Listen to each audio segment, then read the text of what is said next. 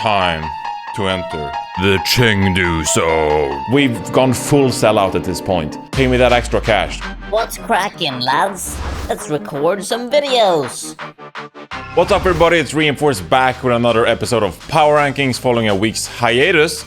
After the Summer Showdown, we're now back with more Overwatch League games coming your way, and an interesting hero pool behind us with Orisa, Widowmaker, Mei, and Ana removed. So, a bit of a shake-up this past week, a lot of 3-0s, etc. So it's been fun to watch the games this past week, and I hope you enjoyed it as much as I did. And now we're actually going to rank the team. So we're going to have some changes from my Summer Showdown rankings, and I'm going to explain it here before we actually get into the rankings. This week, I've decided to actually increase my data range compared to what it's been throughout the season. So if you've been following the Power Rankings this season, you know that I've been very reactionary with my teams and how the matches impact the rankings of the actual team. So I'm going to increase that data range, so we'll look at more matches behind the teams, if that makes sense, and therefore our rankings will be a bit more stable, a bit more consistent. So rather than these big shakeups where teams are flying all over the place and you never know what, we're actually going to make it a bit more consistent, because it's just impossible with hero pools, quite frankly, to get a proper assessment of where teams rank. So a bit more consistency to it all. Now, what does that mean? Some of the Summer Showdown champions won't be at number 1 anymore. So with that being said, let's dive straight into my rankings for this upcoming week. So let's kick things off with the APAC region, and at number 5 we have the Seoul Dynasty. Quite a nice performance in the Summer Showdown, but they came back with it with a 3-0 loss to the Hangzhou Spark.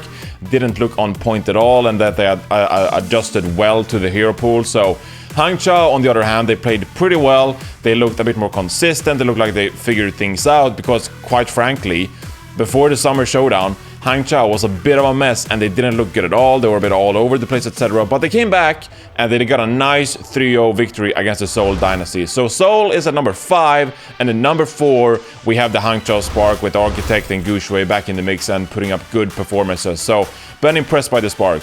At number 3 we have the New York Excelsior, and yes, they took a loss to the Chengdu Hunters. Things did not look particularly great for the New York Excelsior. It didn't look like they had a counter to the Chengdu Hunters and their wacky compositions with Among's Wrecking Ball and Jinmu's Genji.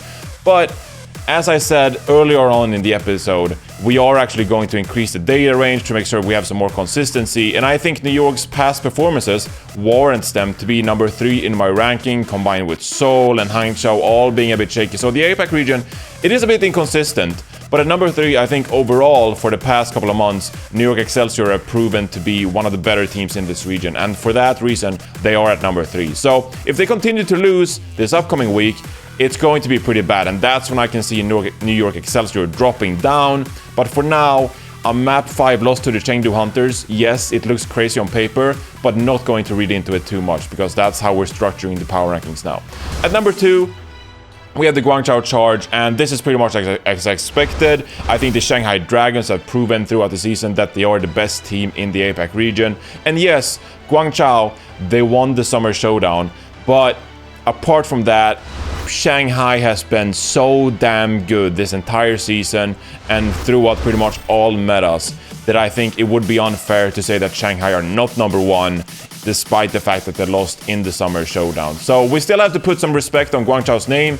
They are, of course, by far the second best team in the APAC region. But overall, I think Shanghai claimed the number 1 spot for their sheer consistency throughout the season. But it will be interesting to see how that develops throughout the season. So let's take a look at the NA rankings, and this is a bit of a shake-up compared to my Summer Showdown power rankings. But again, we're aiming for consistency here across all weeks and across hero pools. So they're not really going to reflect the Summer Showdown results as much as it is the qualifiers leading into the Summer Showdown, etc. So let's dive straight into it. Now at number 5, we have the Toronto Defiant, and they had a pretty good performance in the Summer Showdown. I like what Agility's brought to this team with the Genji. I think that Kariv is a staple pillar on this team in the backline as well. And it seems to me that like the Toronto Defiant are figuring things out and things are looking up for them. I like the communication that Cruz and Numlocked has brought into this team.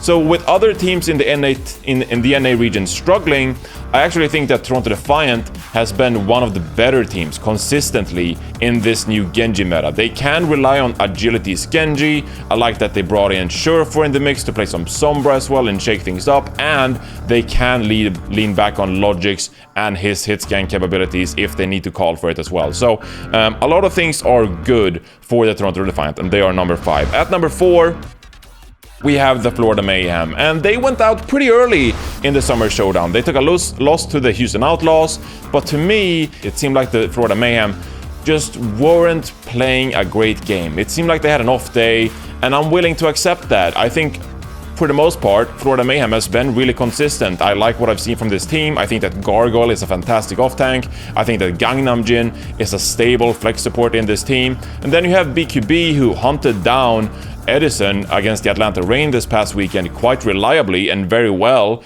And there's a lot of good players on this team, so I like what the Florida Mayhem have cooking for themselves. Again, they had a bit of a disappointing Summer Showdown performance, but with the increased data range and looking at more matches in the past, I think the past couple of months, Florida Mayhem have done pretty well for themselves, and I like what they are doing strategically and tactically, adapting to their opponents, and that was what we saw with them against the Atlanta Reign. So keep an eye out for the Florida Mayhem moving forward.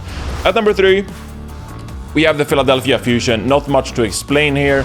They were the second best team in the NA region for the longest time, but then Paris Eternal swooped in with Genji becoming meta and Sparkle just shining.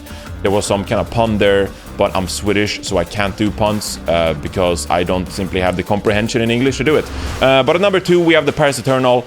Obviously won the Summer Showdown, spectacular performance, really doing quite well for themselves. I like what we saw this past weekend with Sparkle and soon playing the Doomfist and the Sombra combination. We haven't seen a ton of that this season, but with Sparkle's Doomfist being so superb, I think that this is a composition that can really work for this team as well, alongside Sparkle's Genji. So super impressed by the Paris Eternal and Philadelphia Fusion. They're kind of lurking there at the number 3 spot. They are a fantastic team still. So at number 1, it is going to be the San Francisco Shock. And yes, they lost to the Paris Eternal, but again, like the Shanghai Dragons, I think that the San Francisco Shock, for the most part, through the entire season, have been almost flawless. They had 1 or 2 weeks at the start of the season where they had some hiccups, but since then, they've just been on fire. They have so many spectacular players on this team. They took a loss to the Paris Eternal in the Summer Showdown, but it came down to the very last final fight on round 3, map 5 Oasis, okay? So there was not like a big disparity between the Paris Eternal and the San Francisco Shock. And so considering and taking the past couple of months into account, I still think that overall, San Francisco Shock is the best team in the NA region, and therefore they take the number 1 spot. So we've refined sort of the structure of my power rankings a little bit and how much data we take into account. And with that, I think you viewers at home can also agree that the rankings look a little more defined and they look a little bit more consistent. If you happen to disagree with me though, leave a comment down below. Tell me what you think is wrong with my rankings and how you want me to fix it in for the next week. If you like my rankings, like the video.